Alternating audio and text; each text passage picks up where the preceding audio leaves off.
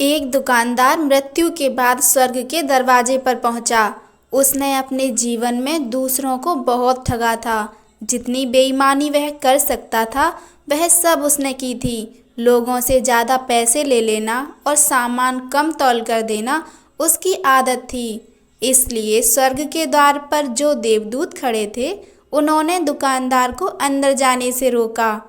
ऐसा कहा जाता है कि स्वर्ग और नर्क ये दो ऐसे स्थान हैं जहां मृत्यु के बाद व्यक्ति को जाना पड़ता है।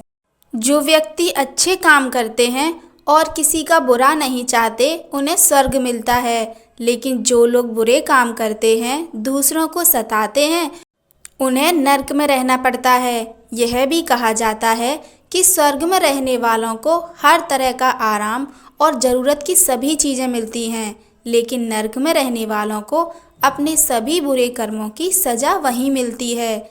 इसीलिए धरती पर रहने वाले सभी मनुष्य स्वर्ग में ही जाना चाहते हैं।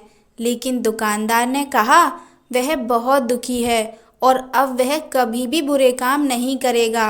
उसने किसी तरह देवदूत को विश्वास दिला दिया कि वह अब बदल गया है। इस तरह उसे स्वर्ग में रहने की जगह मिल गई।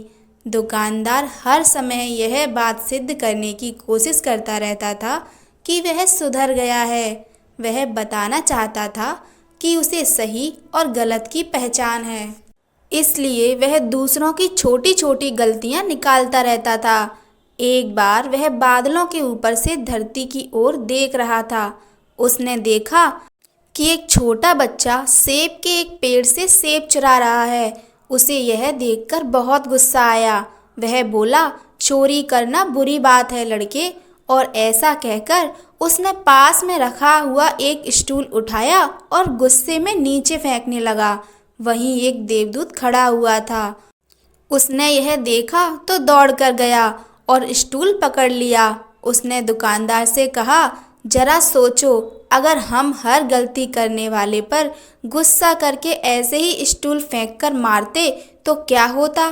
तुम तो पूरी जिंदगी स्टूलों की मार ही खाते रहते। इस तरह तो यहाँ स्वर्ग में रखे हुए सारे स्टूल खत्म हो जाते और हम सबको हमेशा खड़ा रहना पड़ता।